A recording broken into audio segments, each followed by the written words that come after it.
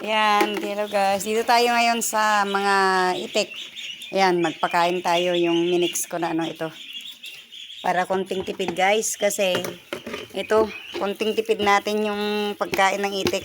Ito, hinaluan namin ng tinadtad na yung malambot na saging. Ayan, tapos minix, may may crack corn at saka yung bayuan na Yan. Pakainin natin sila para tumigil na yung mga hugasan natin yung pagkainan para walang langaw. Ayan, ang magtipid tayo kasi mahal ang feeds. Kung pure na feeds, nako, lulugi tayo ngayon. Mahirap. Lugi ang negosyo. Kailangan konting tipid. Kasi ito, matagal pa yan 6 months na lagaan mo yan bago mangitlog. Yung itik.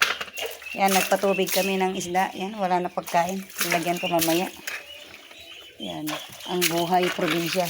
Kailangan tiis-tiis.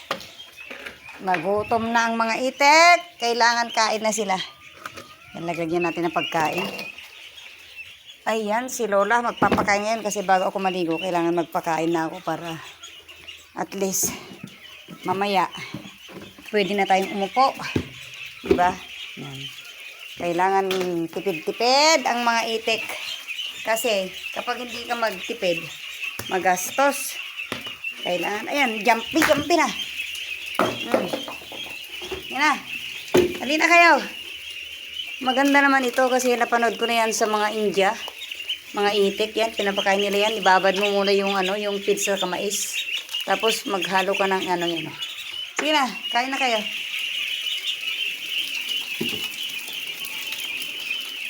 Ito, lagyan natin. O, tingnan mo, kainin nila. Kainin nila.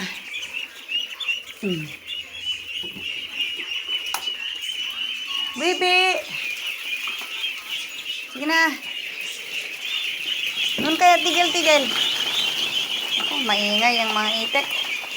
Ayan. So, dito. Ang kapagkaiban lang, mabasa-basa. Pero okay lang yan para malambot nilang kainin. Para dapat pala itong mga itik.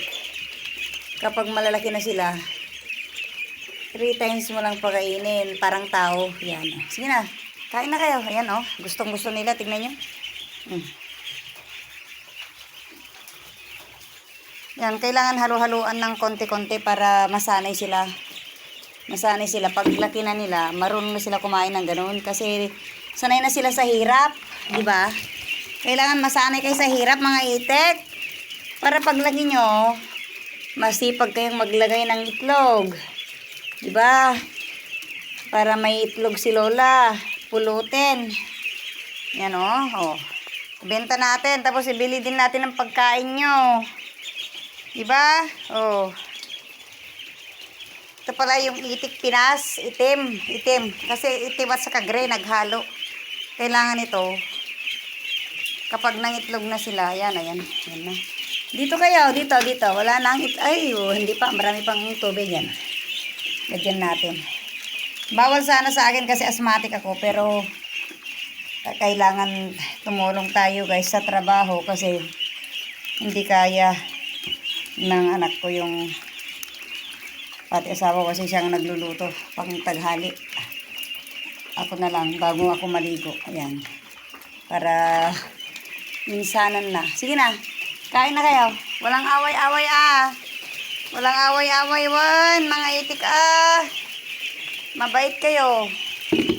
Ayan Kain lang kayo. Maraming pagkain. Huwag kayong mahiya. Maganda pala ito, kaya lang basa-basa.